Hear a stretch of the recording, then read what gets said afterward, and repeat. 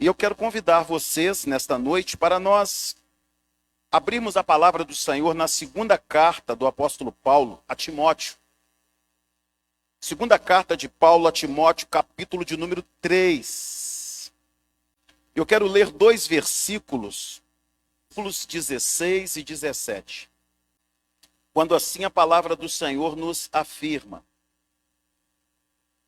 toda a Escritura é inspirada por Deus e útil para o ensino, para a repreensão, para a correção, para a educação na justiça, a fim de que o homem de Deus seja perfeito e perfeitamente habilitado para toda boa obra.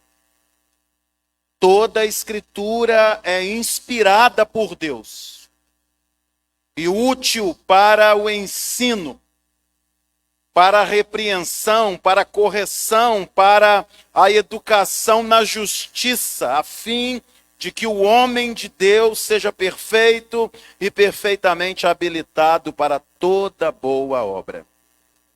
Senhor, obrigado pela tua palavra.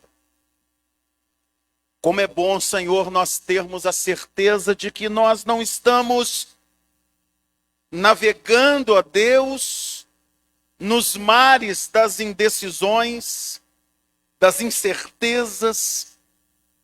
Como é bom, meu Pai, sabermos que nós estamos sendo guiados pela bússola, que é a palavra de Deus.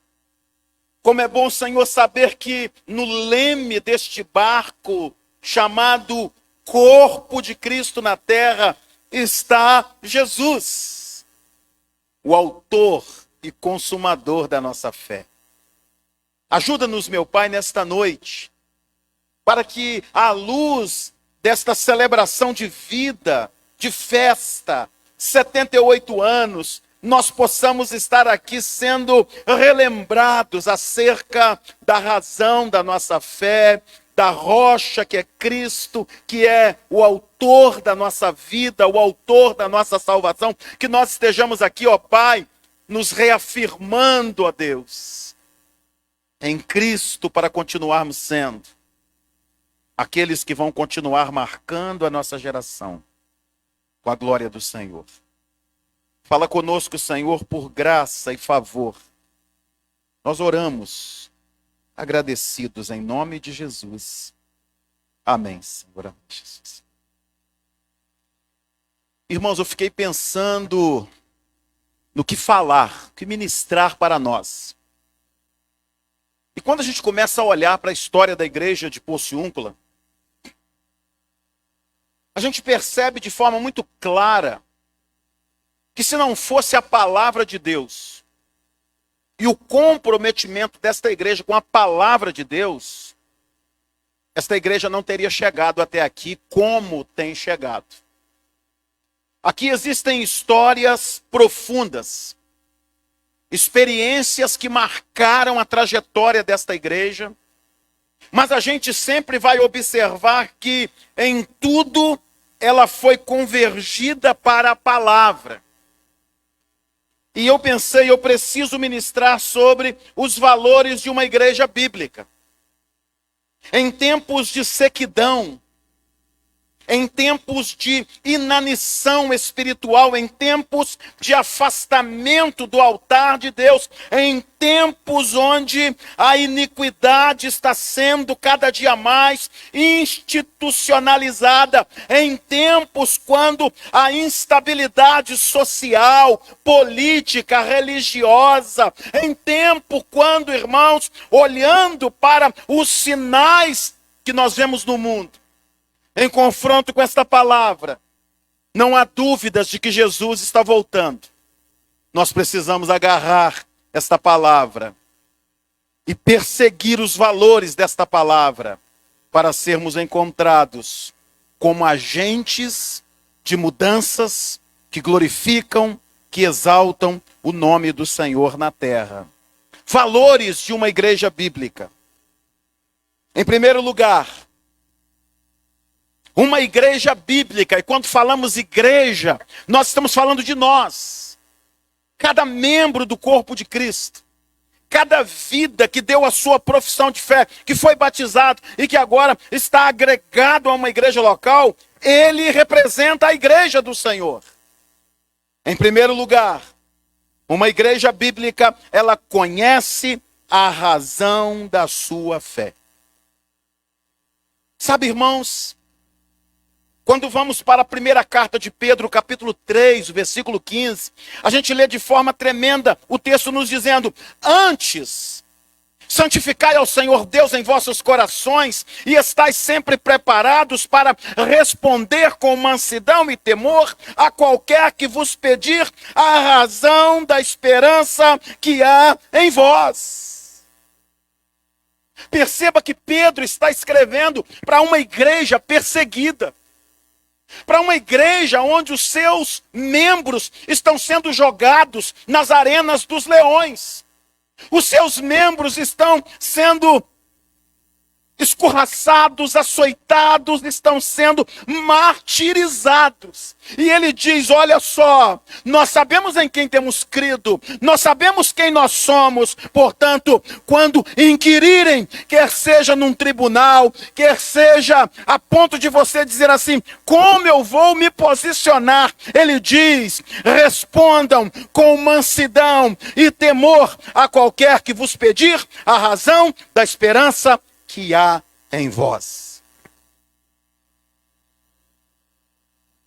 A graça de Cristo, o evangelho de Cristo, ele é graça.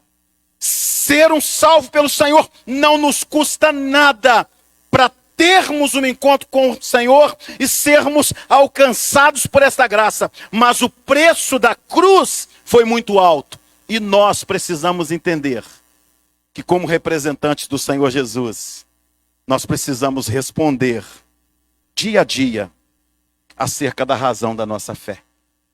Eu não sei se você percebe como a igreja do Senhor nos nossos dias, ela está navegando em águas rasas. Queridos, não há fundamentação na palavra, não há leitura da palavra, não há prática da palavra. As pessoas não sabem responder a perguntas que deveriam ser ministradas e ensinadas para os novos convertidos. Não há intimidade com o Deus da palavra. Então, muitas vezes, temos nos tornado apenas parte de uma estatística que consta de mais de 40 milhões de evangélicos, mas na verdade poucos são os que vão morar na glória com o Senhor. Nós estamos vivendo dias que as universidades estão arrancando à luz do domínio de Satanás. Pelo menos 8% dos jovens cristãos, quando vão para a faculdade, eles não conseguem se sustentar na sua base de fé, eles não conhecem os valores imutáveis da palavra de Deus, e agora eles são reconvertidos ao humanismo. Eles são reconvertidos aos valores deste mundo, que solapam a palavra, que vão de encontro à graça de Deus. Nós precisamos, queridos, voltar a discipular os membros. Nós precisamos voltar a amar as Escrituras como amávamos antigamente. Nós precisamos valorizar essa palavra, porque é ela que vai te dar sustento para você enfrentar os dias piores que virão ainda e que não vão ser solucionados por um grupo de evangélicos. É juízo de Deus sobre a terra, os princípios das dores, e nós vamos ter que ter base para não negarmos o nome do Senhor Jesus. Eu me lembro, irmãos, algumas coisas marcam a vida da gente. Eu reencontrei, Fábio, a irmã do sacolé, cara. Você lembra, né? Você falou comigo: cara, tu vai conhecer um sacolé dentro de Porciúncula, que é um negócio.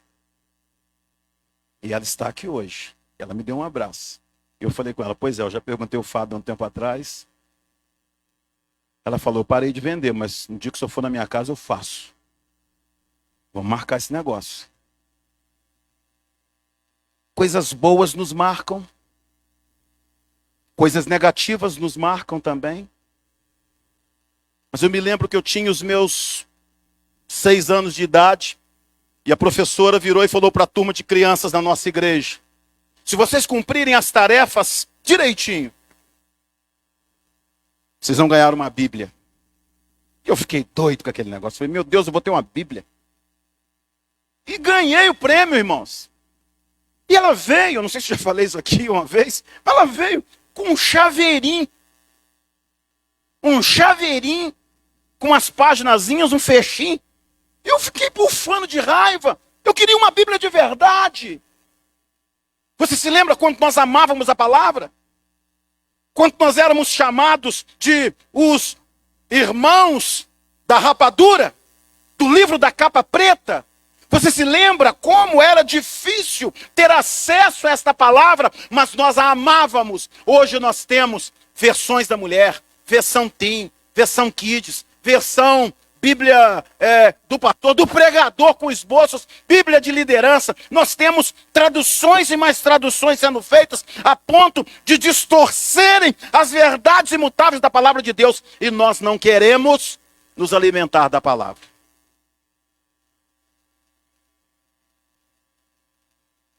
As pessoas estão preparadas para enrolar você. As pessoas estão preparadas pelo diabo para poder confundir a sua mente. Com mansidão, uma igreja bíblica sabe como responder acerca da razão da sua fé, da esperança que há em nós. Aleluia! Bendito seja o nome do Senhor. Em segundo lugar, irmãos, uma igreja bíblica, olha só, ela não se perde em meio aos ventos de doutrina. Efésios 4, 14, 15 e 16, nós temos um texto maravilhoso que nos diz: para que não sejamos mais meninos inconstantes, levados em roda por todo o vento de doutrina, pelo engano dos homens, que com astúcia enganam fraudulosamente. Antes, seguindo a verdade em amor, cresçamos em tudo naquele que é a cabeça, Cristo, do qual todo o corpo bem ajustado e ligado pelo auxílio de todas as juntas, segundo a justa operação de cada parte, faz o aumento do corpo para a sua edificação em amor.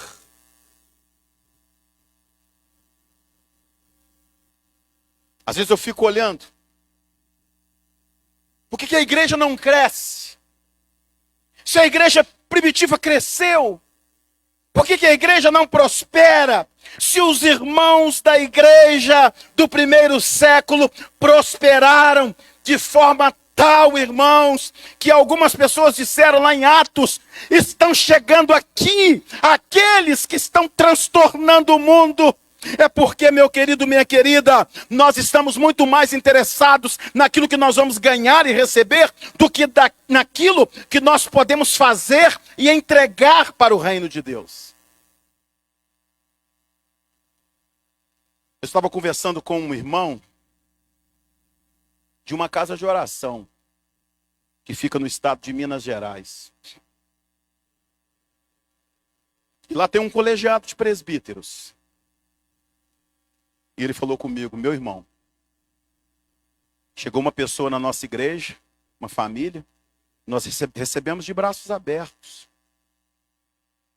E sorrateiramente, aquele homem, ele começou a visitar os membros da igreja.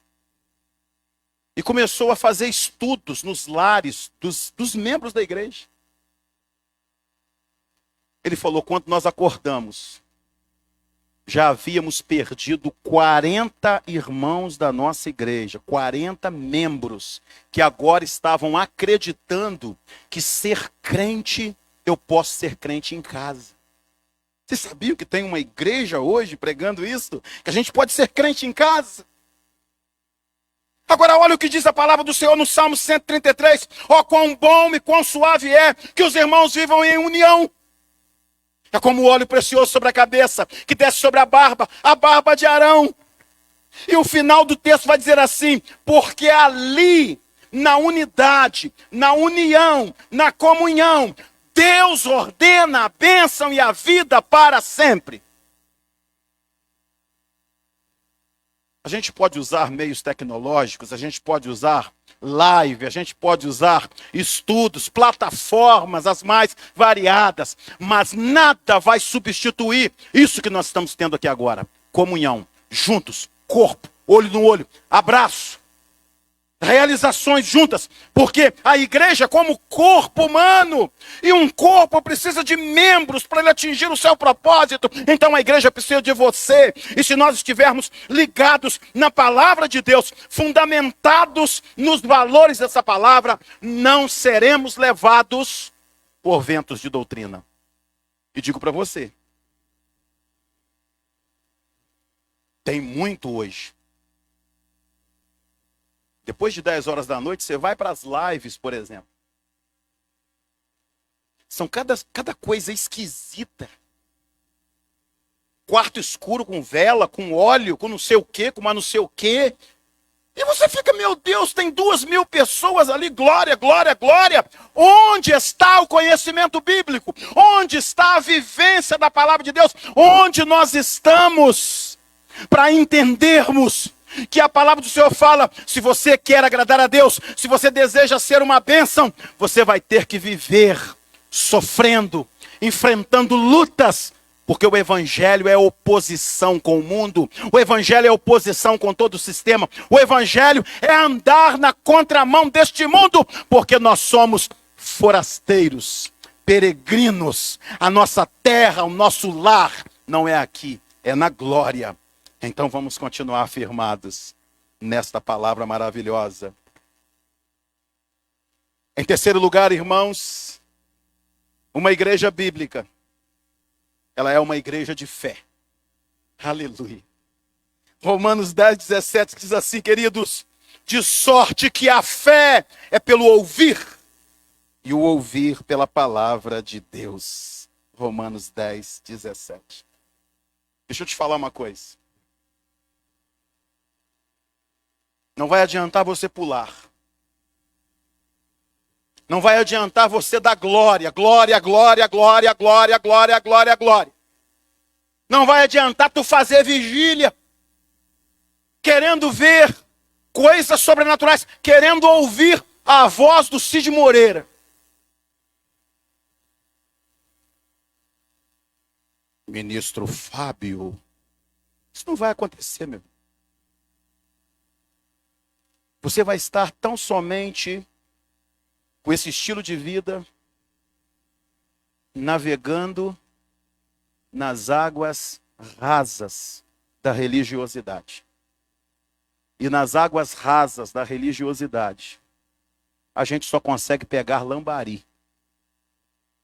Se tu quiser ir para o alto mar chamado Oceano do Espírito Santo de Deus, você vai ter que comer esta palavra e ler esta palavra, porque ela vai te dar fé suficiente para você ter as suas experiências com Deus e não viver das experiências dos outros. Ah, meu irmão, quantas coisas Deus fez nessa igreja. Quantas coisas sobrenaturais Deus quer fazer para cumprir os propósitos dele. Deus vai abrir portas onde não tem portas. Deus vai abrir portas que estejam fechadas. Deus vai fechar portas que estejam abertas, quando Ele quer que os propósitos dele se cumpram em nós. E apenas como servos fundamentados nesta palavra, nós teremos fé suficiente para dizer, monte, lança-te daí, precipita-te no mar. E a Bíblia vai ser fiel na sua e na minha vida. Porque não vai ser para a nossa glória, mas para a glória do Senhor. Se alguém disser para você que tem muita fé, e começar a propor coisas loucas, insanas, investigue a vida dela e vê se ela conhece a palavra de Deus. Porque se ela tiver intimidade com a palavra de Deus, você vai encontrar alguém de fé. A minha fé, ela é determinada O tamanho da nossa fé é de acordo com o conhecimento que nós temos da palavra de Deus. É lindo demais, irmãos. E vou te dizer algo. Eu não sei quantos aqui já tiveram a experiência de ler toda a Bíblia. Toda a Bíblia. Mas eu vou dizer para você uma coisa. Qualquer crente, não importa se ele tem 20, 30, 40, 50 anos de igreja. Se ele não leu a Bíblia toda, ele ainda não foi impactado. Ele ainda não entrou em conflito. Porque no dia que tu lê a Bíblia toda, do Gênesis ao Apocalipse, alguma coisa vai acontecer no seu íntimo. Você vai achar que as pirâmides do Egito foi um extraterrestre, os grupos de outros planetas. Você vai começar a se questionar. Você vai ficar, mas eu não aceito esse Deus que mandou matar as crianças de peito, mas eu não consigo entender. E você começa a entrar em conflito. O primeiro ano de leitura da Bíblia toda, tu quase morre espiritualmente. Segundo ano, o tutano já começa a fazer efeito. Fé começa a ser gerada. E você começa a perceber coisas que até então você não tinha visto na palavra. Terceiro ano, quarto ano, quinto ano, sexto ano, você não quer mais parar de ler a Bíblia, porque você agora vai ler a Bíblia todos os anos e você vai respirar esta palavra que é a base da sua fé. Você consegue entender isso? E você começa a ter saudade do céu. Você começa a querer estar mais com Jesus. Você começa a se alegrar e o medo vai embora. Porque o perfeito amor, a Bíblia diz para nós, lança fora todo medo. E você agora já se desprende desse mundo. E você agora prima pelos valores do reino. Pelos valores do reino. E você investe, aleluia, no banco espiritual de Deus. Porque tu sabe que é lá que você vai estar na eternidade com Cristo e com todos aqueles que você levou a conhecer a graça de Cristo. Em quarto lugar, e último, uma igreja bíblica, ela tem a Bíblia como sua única regra de fé e prática. Mateus 22, 29 diz assim: Jesus, porém, respondendo, disse-lhes: errais, não conhecendo as Escrituras, nem o poder de Deus. Vocês estão errando, porque vocês não conhecem as Escrituras, nem o poder de Deus. Queridos, os primeiros bandeirantes que chegaram aqui nas nossas terras, os desbravadores, eles levaram consigo lantejoulas, papel brilhante, coisas reluzentes. E trocaram com os índios. Tem muito valor. Entregavam ouro e pegavam purpurina, lantejoula. Sabe, a gente erra e troca o melhor de Deus pelos guisados que Satanás está colocando na sua vida, nas nossas vidas, porque nós não conhecemos a palavra de Deus. E aí a gente vai e vira para o advogado e fala assim: poxa, você conhece bem os trâmites, tenta dar um jeitinho comigo. Não, eu conheço um cara lá que você deixa de ter experiências com Deus e você está no controle. Aí tu compra e tu acredita que depois de 5 anos prescreve. E prescrito eu não preciso mais pagar. Aí você começa a achar que uma mentirinha não tem problema. Deixa eu te falar uma coisa. Satanás só precisa de uma pequena fresta na sua e na minha vida. E se nós dermos para ele esse motivo, ele tem uma cunha que começa fininha. E a cunha abre, né? E ele tem uma sexta-feira. Antigamente, né? Tinha uns caras que usavam muito bem uma sexta-feira, que era uma marreta, né? Que tinha lá os seus 4, 5 quilos. Ele vai botar a cunha na sua vida e vai descer a sexta-feira dele. E só vai dividir você em duas bandas. Quantos casamentos foram perdidos? Quantos crentes perderam oportunidades tremendas em grandes empresas por causa da infidelidade? Quantos obreiros, irmãos, porque levaram uma vida aguinha com açúcar, estão hoje sem igrejas, sem poder cuidar do rebanho e vão ter que prestar contas a Deus.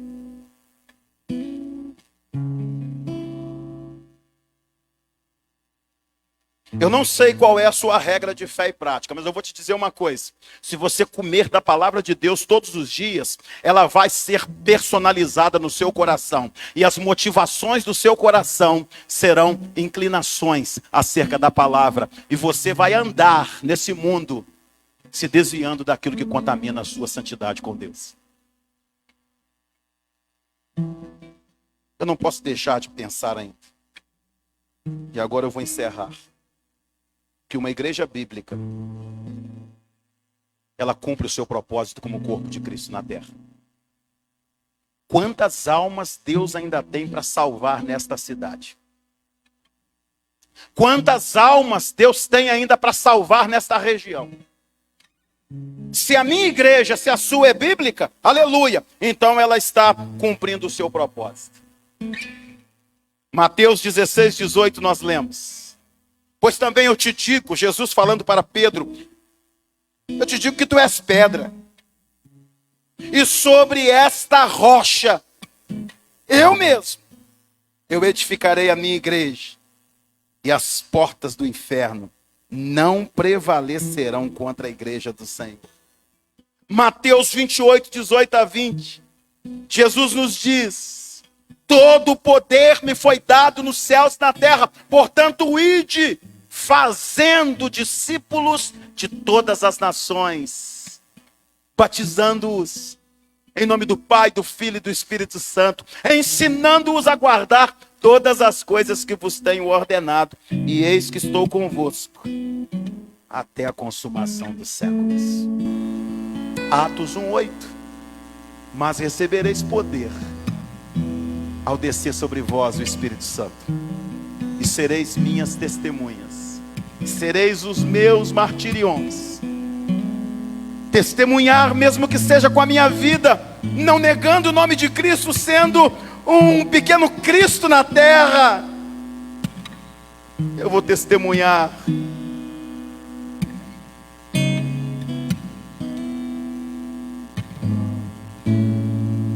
Em Jerusalém, como em toda a Judéia e Samaria e até os confins da terra.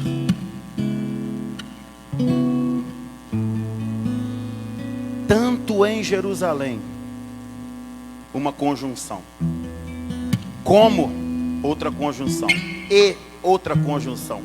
Essas regiões estão interligadas, porque Jesus não falou Israel, mas falou Samaria, porque ele queria mostrar para nós que o evangelho não é para uma nação específica, mas é para todos os povos. É para o nosso Brasil étnico, que é a nossa Samaria, com mais de 40 mil comunidades de ribeirinhos, com mais de 100 tribos de índios. Só que no Brasil, irmãos, são mais de 150 tribos.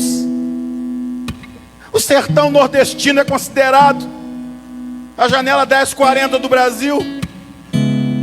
Rio Grande do Sul, os países, as cidades do sul do nosso país, cidades frias, mas também geladas espiritualmente, agarrados à feitiçaria. Queridos, a nossa Jerusalém hoje é Porciúncula. A nossa Judéia é o estado do Rio de Janeiro. A nossa Samaria é o Brasil e até os confins.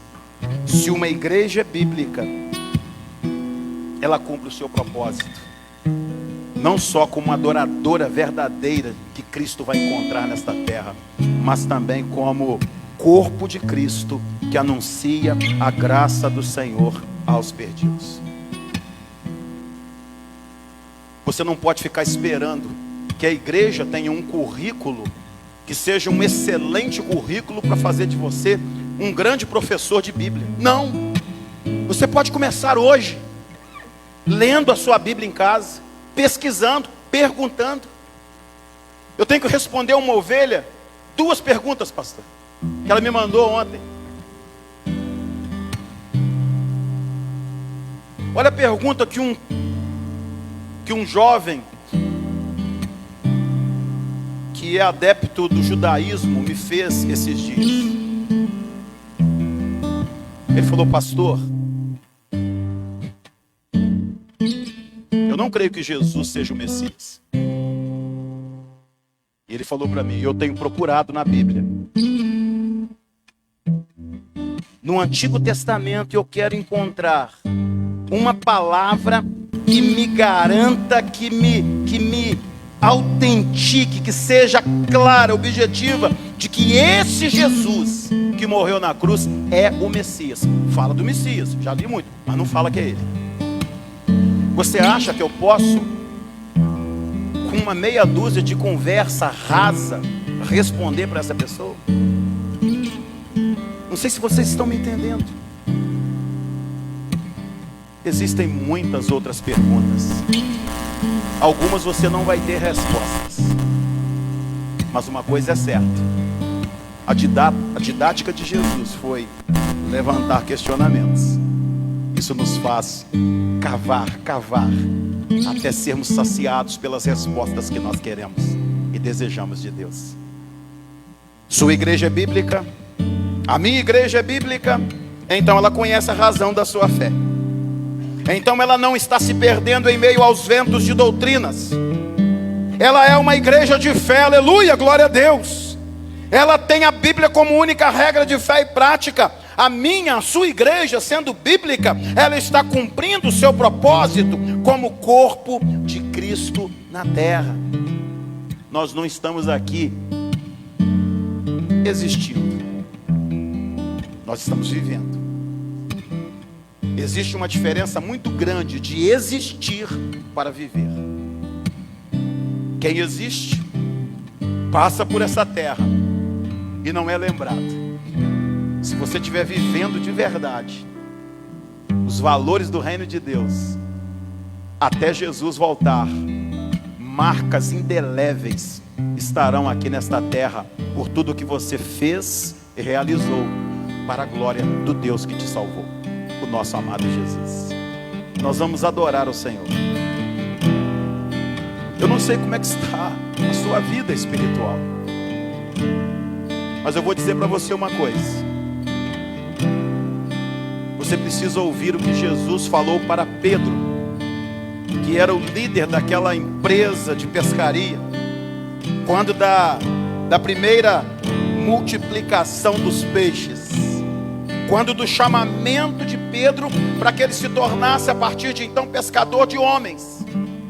Jesus falou para ele assim: Pedro, volta lá nas águas profundas e lança novamente as suas redes.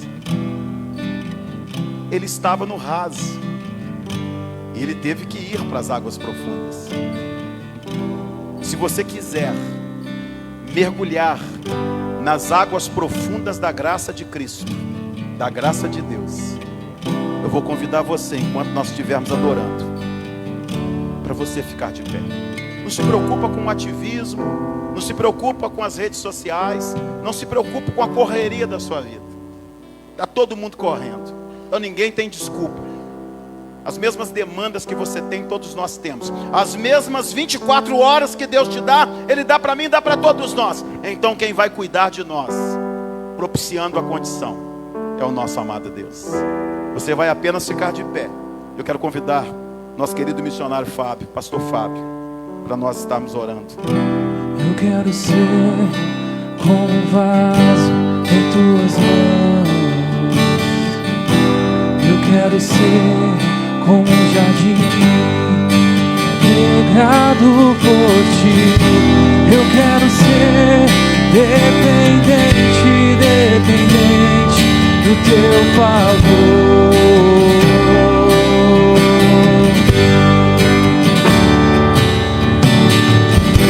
Eu quero ser como tuas mãos. Eu quero ser como uma rocha, anseio por ti. Eu quero ser dependente do teu favor.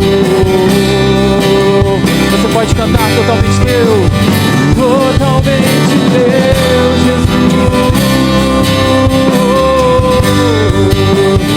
Totalmente teu, Jesus. Totalmente teu, totalmente teu, Jesus. Totalmente teu, Jesus.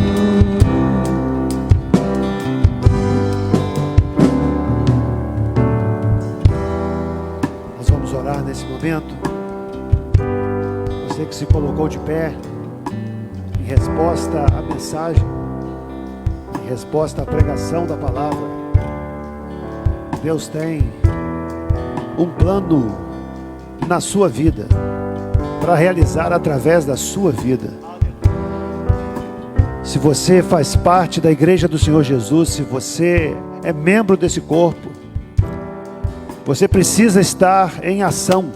Você precisa estar desenvolvendo aquilo que Deus concedeu a você, seus dons, seus talentos, suas habilidades. Deus preparou você para um ministério, para uma obra, para realizar um trabalho. E a igreja somos nós.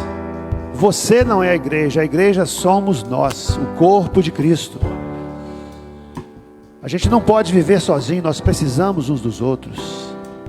Precisamos ser uma igreja relevante, uma igreja de fé, uma igreja que não se rende aos ventos de doutrina, uma igreja comprometida com a palavra. E nesta noite, uma paixão pela palavra venha surgir no nosso meio, no nosso coração. Uma igreja de fé, uma fé que vem pela palavra. Faça um propósito, meu querido irmão, de não deixar a sua Bíblia empoeirar, de você estar com a palavra todos os dias, porque bem-aventurado, feliz o homem que medita na lei do Senhor dia e noite. Querido Deus, aqui está o teu povo, Senhor, aqui está a tua igreja. A palavra foi pregada com autoridade e fidelidade, Senhor. O Senhor falou, o Senhor ministrou aos corações. Que frutos dessa pregação, ó Pai, possam surgir nas nossas vidas, Senhor. Na vida da tua igreja, Senhor. Senhor, levanta esta igreja, Senhor. Aviva, Senhor, a tua obra, Senhor. Mais trabalhadores, Senhor. Mais pessoas que se importam, Senhor. Pessoas que têm uma visão espiritual, uma visão do invisível, Senhor. Pessoas que ajuntam tesouros no céu, Senhor. Pessoas que trabalham para a glória do teu nome, Senhor. Levanta não só esta igreja aqui em Porciúncula, mas a igreja do Senhor Jesus aqui representada, Senhor. Que todos nós possamos fazer a diferença na igreja local em que estamos servindo ao Senhor. Que o Senhor possa despertar a tua igreja, Senhor, nesses dias difíceis que vivemos, dias finais, ó Pai. Reacenda a paixão do teu povo, Senhor, pela pessoa do Senhor Jesus, pela pessoa do Espírito Santo, Senhor, pela pessoa do nosso Pai Celestial. Que a gente possa, Senhor Deus, ser despertado pelo teu Espírito nesta noite, para ser uma igreja viva, Senhor, uma igreja ativa, Senhor, uma igreja santificada, separada, Senhor, do pecado, do mundo, uma igreja que não se impressiona com filosofias humanas, ideologias humanas, Senhor, mas uma igreja apaixonada pela palavra, Senhor, uma igreja transformada pela palavra, uma igreja firmada, alicerçada na palavra, Senhor. É isso, Senhor. É essa fé que vem da palavra, de ouvir a palavra, que nós precisamos, Senhor. Pessoas corajosas, pessoas que, destemidas, Senhor, que enfrentam as dificuldades para pregar a palavra e viver esse evangelho, Senhor. É esta igreja, Senhor, que o Senhor quer e nós também desejamos, Pai, e oramos por isso. Aviva, Senhor, a tua obra e levanta, Senhor, mais trabalhadores, Senhor. Abençoa o pastor Valdir que trouxe a palavra, Senhor. A igreja da SEAB, Senhor. Que o Senhor também esteja levantando, Senhor Deus, uma geração de homens, mulheres, jovens, crianças, idosos, Senhor, comprometidas com o Senhor e com a tua palavra, Pai. E assim nós oramos, Pai. Que o Senhor nos dê uma noite abençoada, Pai. Que o Senhor possa abençoar nossas casas, nossas famílias, ó Deus. Abençoar nosso município de Porciúncula. Os pedidos de oração, Senhor, que chegaram para nós das redes sociais também, nós entregamos nas tuas mãos todas essas pessoas, Pai. E pedimos que a graça do Senhor seja derramada em nosso meio nesta noite. Que a graça do Senhor Jesus, o amor de Deus, o nosso Pai, a comunhão, a consolação do teu Espírito, Senhor, esteja sobre a tua igreja reunida aqui neste lugar, Senhor, e em toda a face da terra. Assim oramos em nome de Jesus. Amém, Senhor. Amém. Podem assentar, irmãos.